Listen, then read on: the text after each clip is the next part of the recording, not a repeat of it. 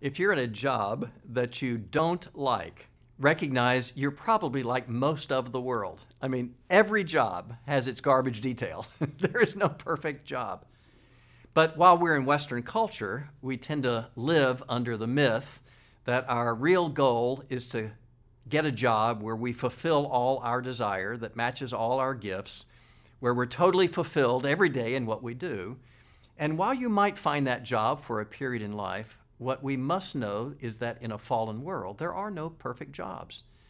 In fact, there are jobs that we do for the sake of our family, for the sake of income, for survival, that sometimes necessitate that we may do really hard, difficult, dirty, discouraging jobs.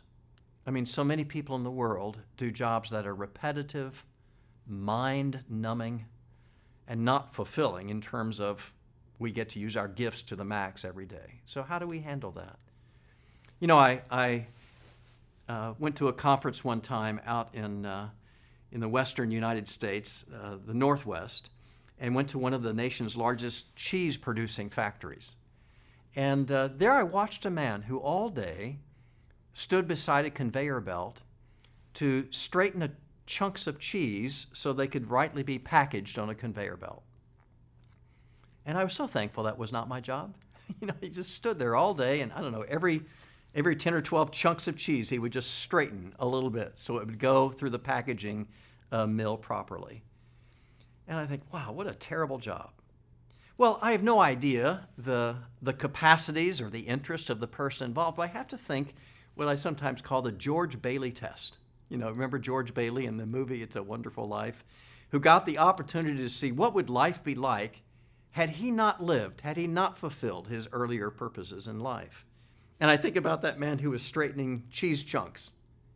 If he didn't do that, well, then the hygiene of the cheese could not have been maintained. It could not have been properly packaged, which means that the bacteria could have affected the cheese, which means that people could have gotten sick, which means that the cheese would not be bought from the factory, which means that the factory would not continue to be able to market and employ people who have families. And suddenly you recognize that this man, just by straightening cheese, is maintaining a company that maintains jobs so families can be maintained. And if he were not doing that, all of that would be damaged. Sometimes what we are enabled to do in God's blessing is consider the downstream effects of not doing a job that is no fun at all. And you begin to recognize that the world works, families are taken care of, because we sometimes sacrifice to do the jobs that are not pleasant, but are maintaining the culture, the family, the society, the people that God intends to bless by what we do. So when we're in a job that we don't like so much, apply the George Bailey test. If you didn't do it, if nobody did it, what would be the effects upon the world? And suddenly we begin to recognize that even in the onerous jobs, there is a glory that God intends for His people as they do what needs to be done.